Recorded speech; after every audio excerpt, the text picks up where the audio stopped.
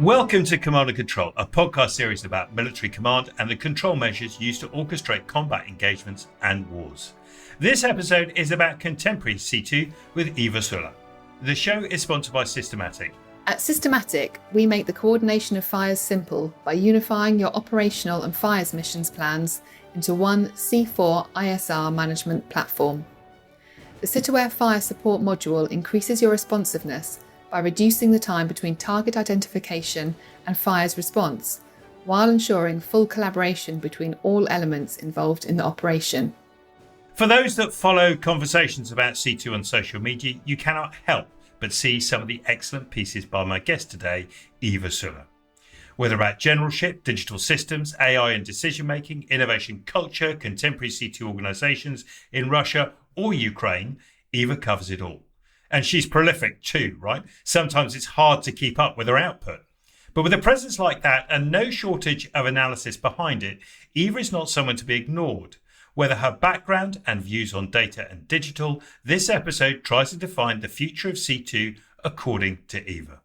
Eva is now an independent defence and security advisor, offering services to a number of clients. She's an advisory board member to various forums, initiatives and expos. She's also a fellow member of the august body called the Alphen Group. Starting in banking and then in IT, Eva isn't your usual defence commentator or advisor. Her breadth of experience and insights, as well as the way she makes her writing so accessible, mark her out as a unique offering in the C2 field. Now operating at the intersection of strategy, policy and operational problems, Eva's advice has become sought after by those that matter in this field. Now, I should also add that Eva is an Estonian and she's recording this in Tallinn. That background might be important as we get into this discussion, as Eva wrote an opinion piece recently about why Estonia isn't Latvia or Lithuania, and we shouldn't make generalizations about the Baltic states without making complete fools of ourselves. So while Eva's views that she expresses today are hers, they don't necessarily represent those of a Lithuanian, Latvian, or some kind of bastardized Baltic persona that we want to impose on the region. Eva, listen, welcome to the show. Hard to believe I hadn't had a reason to get you on before now. But let's throw ourselves into the thick of the conversation. What does the future of C2 look like in your head? Well, first of all, thank you for having me and this long, kind words. It was awesome to listen to that. So, yeah, the future of C2 is an interesting topic. And I guess, like you said already, how even the three Baltic countries are very, very different. I would say that the countries all in even NATO and alliance, extended alliance even, have different views and different understandings. And then we have the NATO, and then we have EU, and then we have all kinds of other molecules circling around. And they not necessarily always collide. And that makes it hard.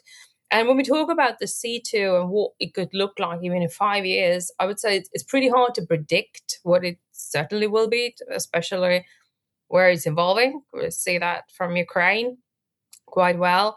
Developments, what Russia is doing, now China more.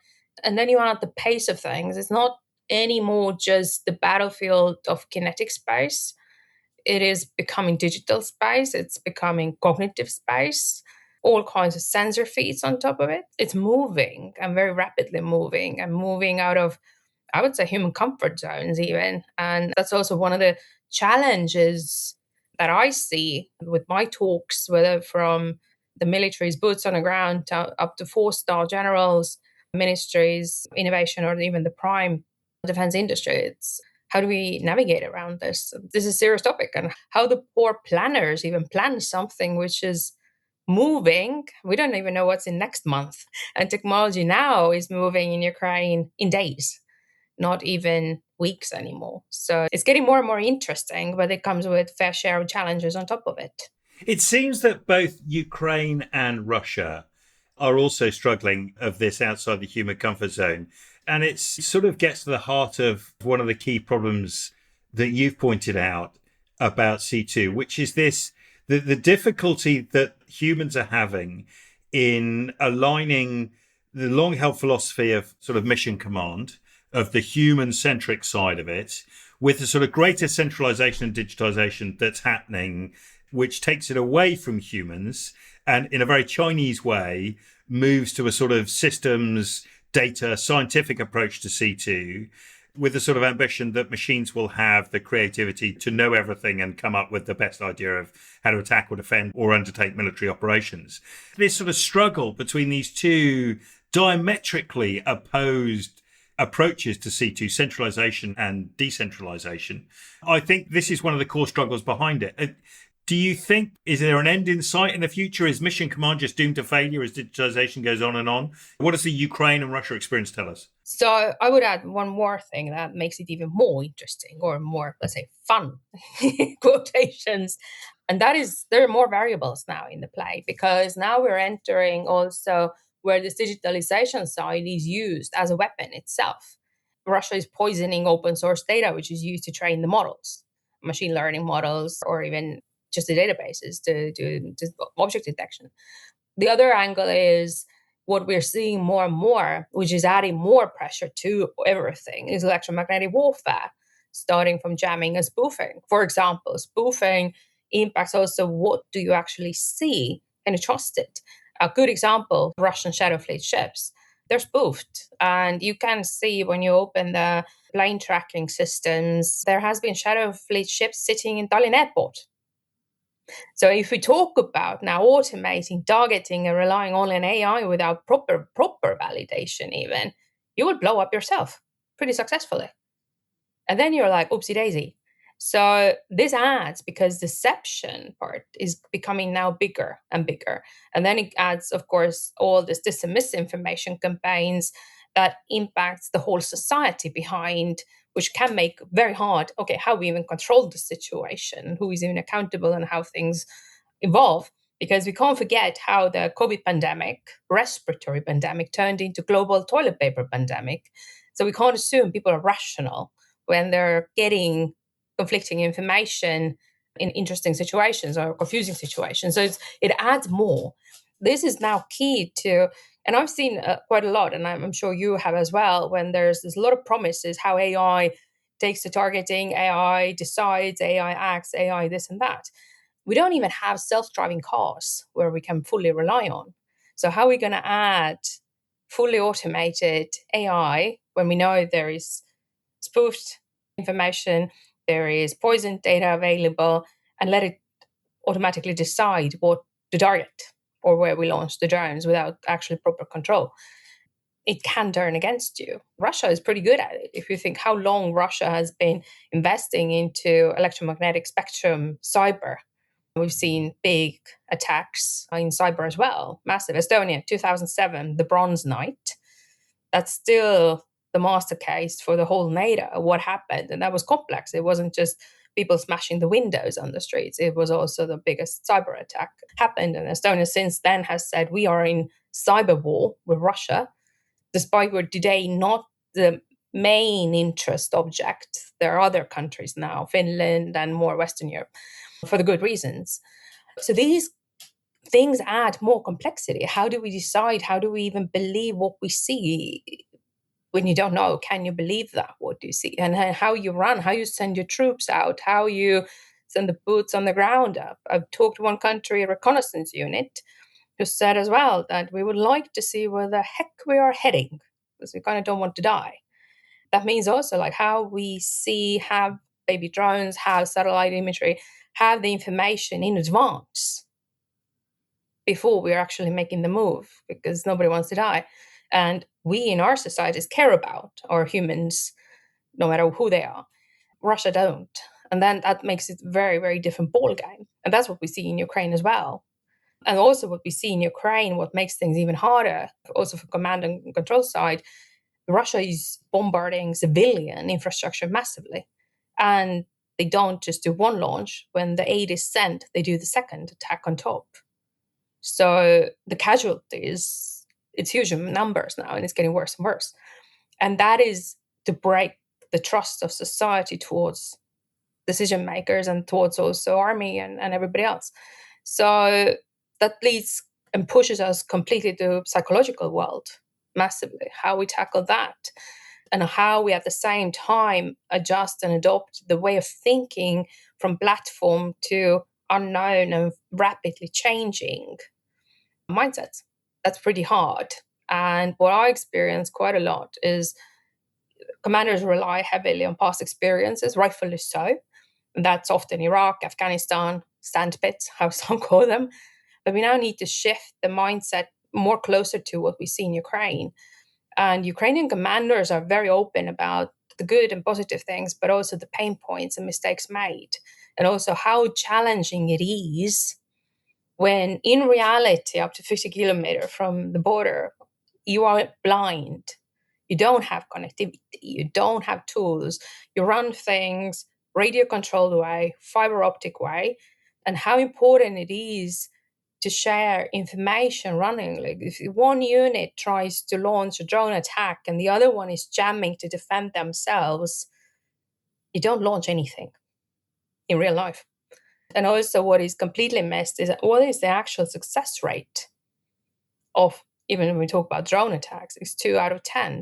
And things become obsolete, like I said, in days. So how do we get from the platform-centric thinking to fast-evolving capability thinking instead? And that's very hard. And that is pushing also how to rethink the doctrine even. How do we start thinking from the boots on the ground so the reconnaissance guys feel, okay, we can go, we can move on, or we can take action. And if you're cut off, you don't have connectivity, then what? And this leads also bigger problems or challenges because, for example, developing those solutions, as you mentioned, scientific side as well, that's why I'm bringing this in, developing systems to operate disconnected way is not even incentivized. It's 5G, 6G, data links, whatever not, fiber. If you don't have it, which is Ukrainian case, then what? And it's not sexy, so there's no money. Nobody's doing it. But we're digging ourselves whole with this. And this is also where the commanders need to come in and say, hey, ask those hard questions. You don't need to know all the technical details, but you need to ask the hard questions. Is it validated? Is it proven? How it's up to date? Sustainment, connectivity. If we don't have connectivity, how, what, who, how many? And of course, the question of the mass as well. Mass is a big thing. Russia launches attacks in huge numbers now. And also this way of thinking like, oh, but we have missiles and ammunition and we don't need the drones. Yeah, well, we see also how easy or hard it is to produce anything, and stockpiling. It's a very big problem today. So what is the alternative? What's the plan B? And Russia is using everything that's cheap very successfully. So it adds a lot of challenges, and the lessons from Ukraine, and we've seen repetitions already in Iran, then perhaps we should start learning more about this. And also how much work goes in it. Everybody's seen Delta. Most of us seen Delta. But not many understand how much work is actually behind it, from this regular machine learning side, even object detection, because things change. A few months ago, Russia came out with new camouflage, the zebra design. You need to retrain everything because your models don't recognize that. Landscape changes, weather patterns, everything changes. And the accuracy Ukraine today has is about 70% of the outcome. So you need quite a lot of human input in it. You can't blindly rely, I just press the button, the magic happens, and accountability sits in AI. There's a lot of buzzwords and a lot of marketing and a lot of lab tested. The battlefield tells a completely different story now. And that combination of things makes it really, really hard. Also cross-domain thinking, like, oh, but we are land forces. Yeah, well, great success. If you have Shadow Fleet used as a launch platform for the drone swarm, it's your problem in 5 minutes. So the domain, now we look also this multi-domain, which has been more or less slide for a very long time, how it actually comes into action from a adversarial point of view. There's a lot there. There's a lot to dig into. I just want to highlight a couple of points there. Delta, which is the Ukrainian developed C2 system they've got, has been this massive evolution. And their experience of operating in a electromagnetically denied environment, so disconnected. And it used to be 1 kilometre to the front. There's now sort of a 25 kilometre corridor either side where you can't get information. Right at the start of the campaign, or Russia's campaign and second invasion, the Ukrainian land forces were going back on motorcycle riders and cyclists, passing handwritten notes from commanders up to higher headquarters because it was so disconnected. We can't forget Russia, since 1996, invested 1/3 of their defense budget in electronic warfare. So this is not a shock, right? We know this has been coming. But it's been this evolution. I was being fascinated by the idea, the two competing demands on Delta as a command system. One, that AI can deliver so much in terms of intelligence fusion, automated targeting, highlighting areas of potential exploitation. And the other side, which is when that disconnects, you're back to passing hand messages between units and trying to locally deconflict. This tension, this friction that exists between those two areas seems to me like the heart of one of the Western problems with C2 decisions in the future. You can go with the US MDO system, which is becoming highly centralized. The idea of JADC2 is to place everything in front of the joint commander, give him the complete transparency of the battle space, and allow him to decide where he places resource for the most effective part of his campaign plan. I get it. That's perfect. But that doesn't seem to survive contact with the Ukrainian model of electronic warfare disruption and disconnection. Do you see discussion happening about this, or are the Americans just sort of going, well, it'll be fine and we'll just power through? So I guess the biggest lesson from the US was the Iran, because there were very many similarities what we've been seeing in Ukraine. That kind of came as a bit of a surprise, I would say. Some of those lessons we do know that already were in Iraq. Information and information flow. If that doesn't happen, not going to be pretty. So it's not like completely new problem, but have we actually been tackling this or not?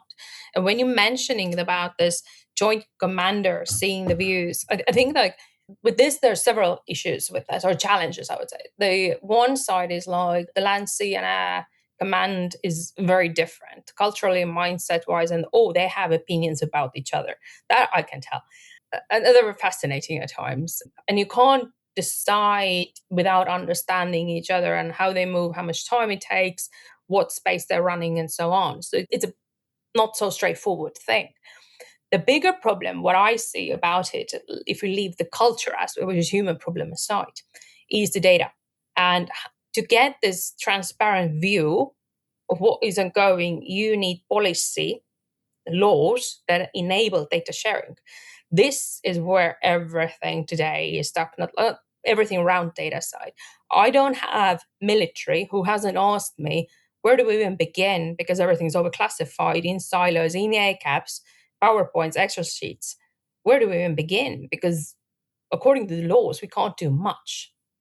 That's reality. If we don't resolve the policy problem, which is pure political will, and most of the time these policies sit in other ministries, not even in the MODs, Ministries of Defense. So these are very, very big problems around. And how do we then get situation awareness picture, and how do we actually know what we do?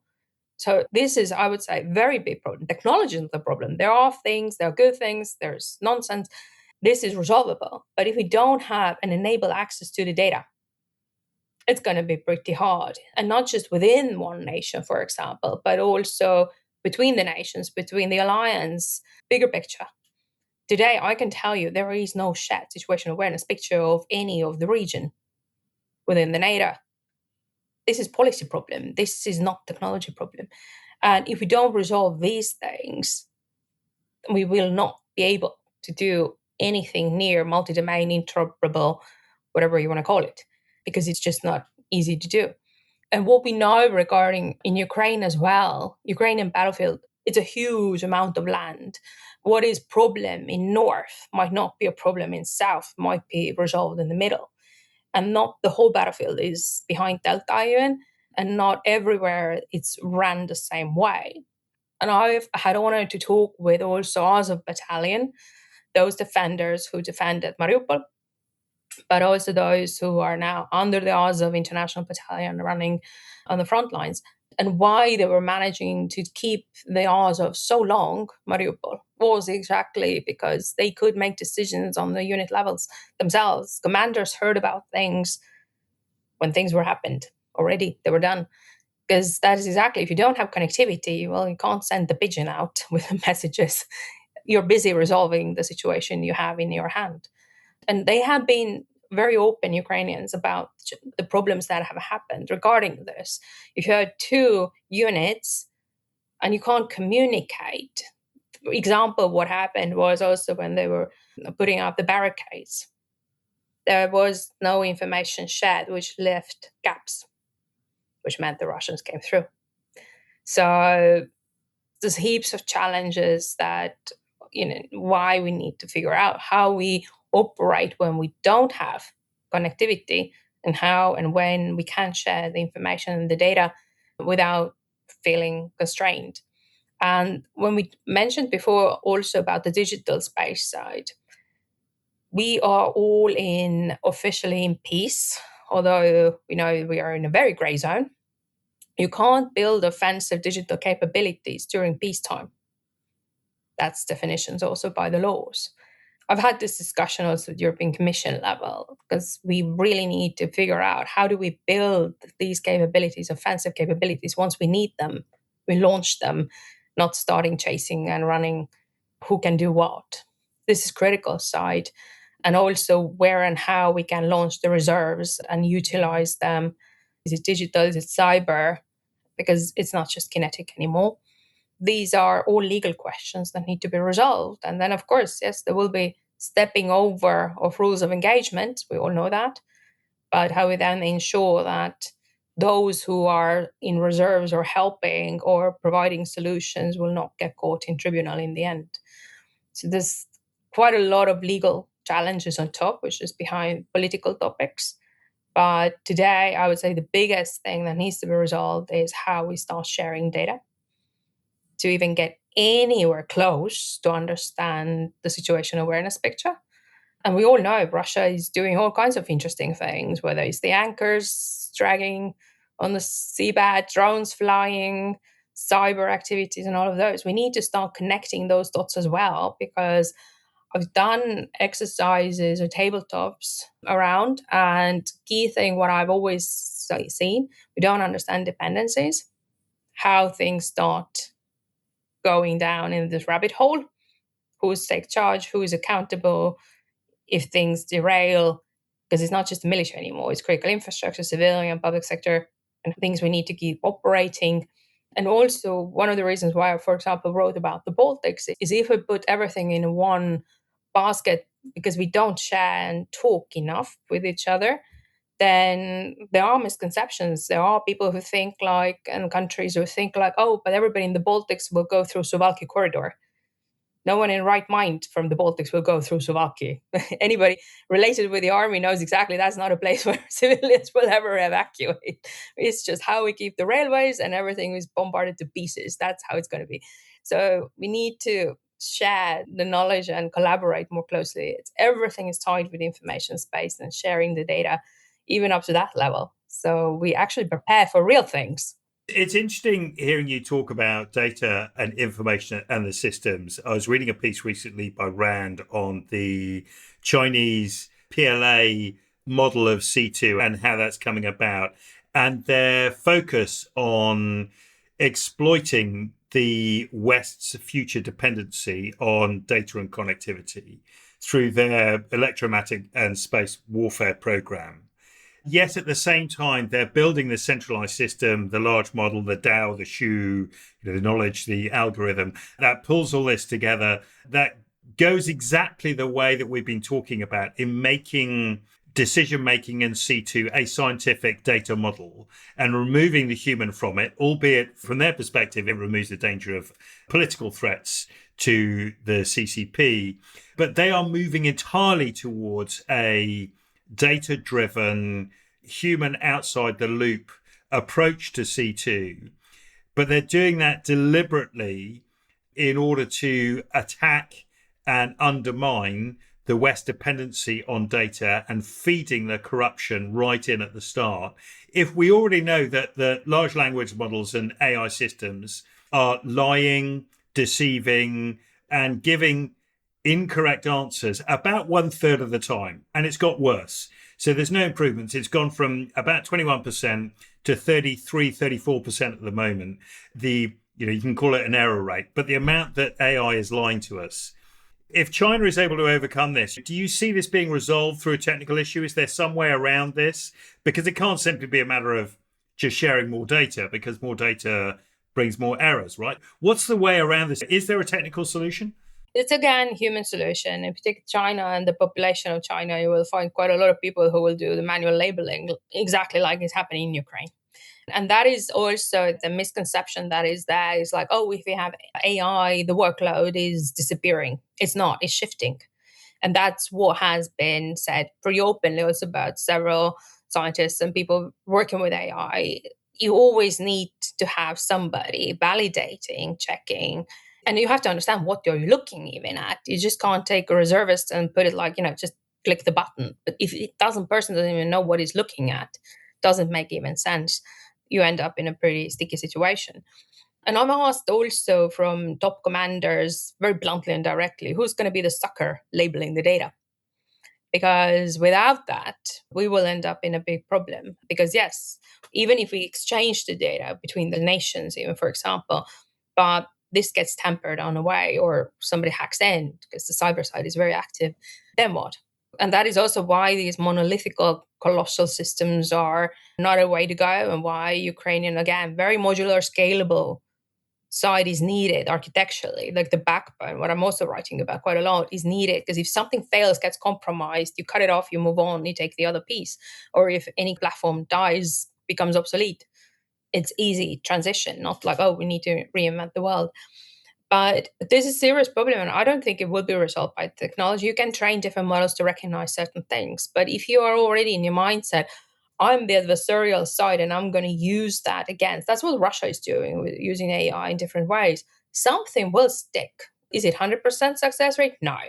Something always sticks. Now it's just accelerated through the AI and internet and all the digital spaces, social media. Something sticks. So it's the same going to be with the military side. Something will stick. And if you are the attacking party, if something fails on the other soil, not on yours, who cares? We move on. That's what Russia is doing. We can't afford it. If we have spoofed data and we send FPV drones to blow some shadow fleet up and it ends up in your own civilian airport, which you actually need, that's going to be a bit of a problem. And that's why it's very, very complicated. And there's no easy, straightforward answer. And we also know China is using the open source models US has provided to train their own things. So it's they exploit it hard. And Russia is throwing the poison in. So that's kind of the goes. There have been questions like, oh, but can we develop the models that recognize if there's something wrong? Models that are very easy to confuse. Any listener who wants to check this out, go Google or whatever browser you're using and look for Chihuahuas and Blueberry Muffins machine learning training model. You will get a fabulous picture. I use that in my presentations quite a lot. It shows really well how easy it is to confuse. And I don't think in battle situation you want to end up with the Chihuahua, so you want something else out of it. So the validation always remains. And if we remove the human in the loop completely, then that's the risk we are creating for ourselves. So we need the validation. And it doesn't mean that there needs to be human on the battlefield on the most dense areas. Ukrainians are also not there. Nobody's going in the biggest and the worst areas. But you need to have control. And this is commander decision. And always the accountability lies in decision makers, commanders, politicians. I've had commanders asking, what if I make decision based on AI and it turns out to be wrong? Whose fault is that? Still his, right? It's like, that's it. No one's taking a software developer to court. You're not going to see Anthropic or Google DeepMind or anyone else up there. Listen, I'm interested about this idea of where the human sits in the loop. And you and I might agree there always needs to be a human in the loop. US operations in Iran earlier in 2026 in the ongoing campaign, they generated something like 44,000 targets, 11,000 in one day, I think was the top figure I saw. And as I understand it, there were three guys who were in US headquarters who were effectively seeing AI generated targets and had to press return to assign those automatically through the system. So 3 guys, 11,000 targets, 24 hours, and they are just hitting return, return, return, return, return, return, return. They're not doing the background data because the time pressures on them to generate these targets is so huge that they can't do it. So that's not really a human on the loop, is it? There's no human agency in that whatsoever. That's just someone hitting the return key. What's the point of doing it? Do we need to come up with a better metric for what human in the loop means? I mean, having a person hit the return key, that doesn't cut it. No, right? definitely not. And that's just the rubber stamping to have a tick in a box or show something on a slide. But in reality, nobody's capable of identifying. Doesn't make sense. And in Iran, there was already incident, right? So we all know what happened. So, and you can't go, as a result, just blow up a school with 200 children in it. It's just out of question. And the only metric for that really is you need to have people not just to have a tick in the box, rubber stamping things, but you really need to think through who are they and what is actually ongoing. And you always have also the risk that we can't forget also the risk, and we have seen already happened as well, is Russia is recruiting for the espionage, but they can recruit also for sabotage. So the background checks are very, very critical for those people who are there making life and death decisions. And that's also the risk why I mentioned those shadow fleet ships. If you just do this rubber stamp, clicking, clicking, clicking, without thinking, and hey, that's actually our own airport or energy facility or port, critical military mobility port, railways, you're going to blow it up, basically. And then who is accountable for that? So this rubber stamping is a real danger. And this is the challenge. How do we get past this hype and this, AI decides and makes decisions for you? That is very, very dangerous. AI doesn't think. AI is pattern recognition, and it doesn't know what it's looking.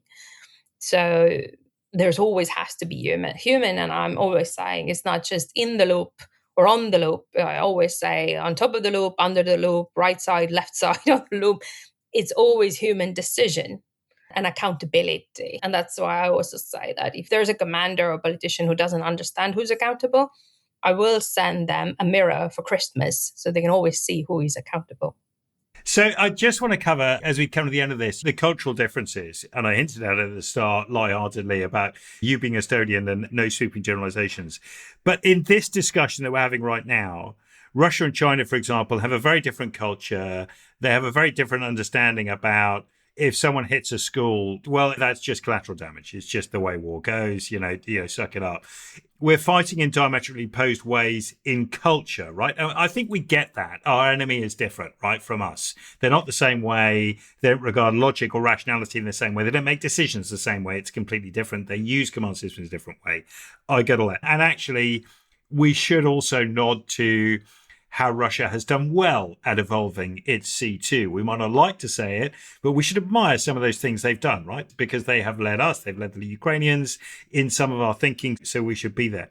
I just wonder if we're so different from our adversaries, are we so different within the alliance that cultures are very different? I mean, we take almost straight off the shelf, wholesale accept and become subservient to US concepts, for example.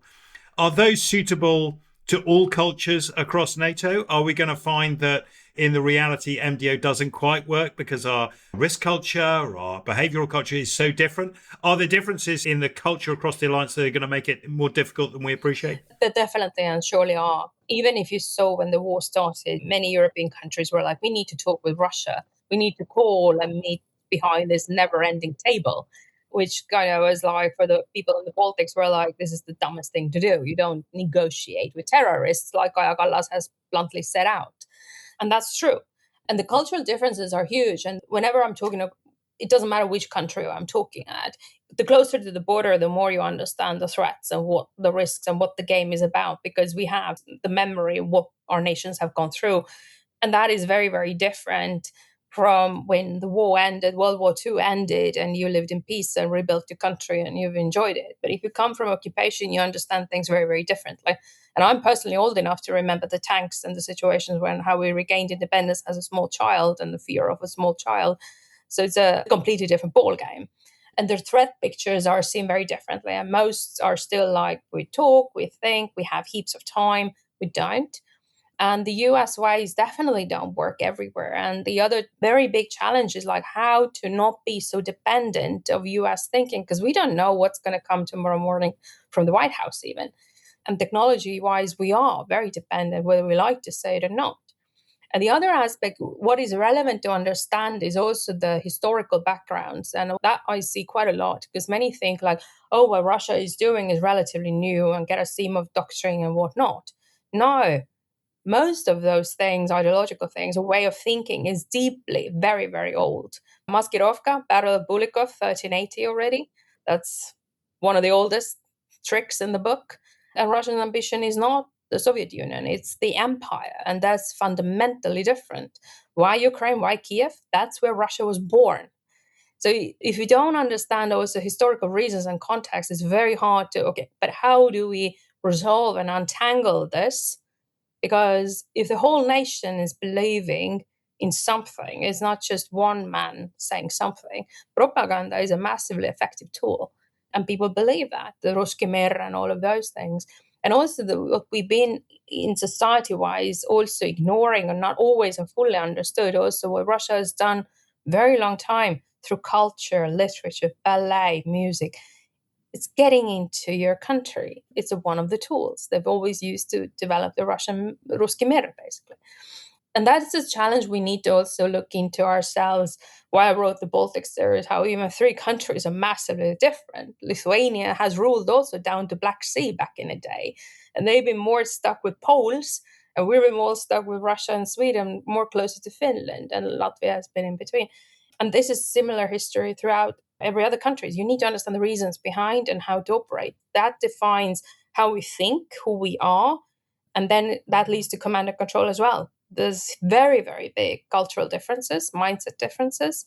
And what drives people here crazy is this, in a way, mañana that we're seeing on the Western side, more debates, discussions. Should we even buy things, develop things? Budget cuts. These are hard topics for us because we see that things are not moving in the way they should. And when you see what happens in Ukraine and how much aid actually gets there versus what is being promised, we really need to get behind the talk and the summits and cookies and coffee and actually deliver, because that is deterrence, not just a summit. Summit is not deterrence. Russia is laughing. We need to start collaborating, cooperating. That's actual deterrence. That's hard part. Eva, thank you so much for that. And thanks for taking the time to talk to us. If you enjoyed hearing Eva, you follow her on social media. You can get it pretty much everywhere, but she's got a big feed on LinkedIn where you can pick up a lot of her recent writings about the topics we talked about. And in particular, she's been running a campaign over the summer. I can't call it a campaign, a series of articles about the summer headquarters, which should make you giggle as well as having a serious side. Eva, thanks for taking the time to talk to us. Enjoy the rest of your summer. The show is sponsored by Systematic. Citaware is trusted by more than 50 nations worldwide, including 18 NATO nations, and is the world leader in command and control software. This episode is produced by AureliusThinking.com. Thanks for listening.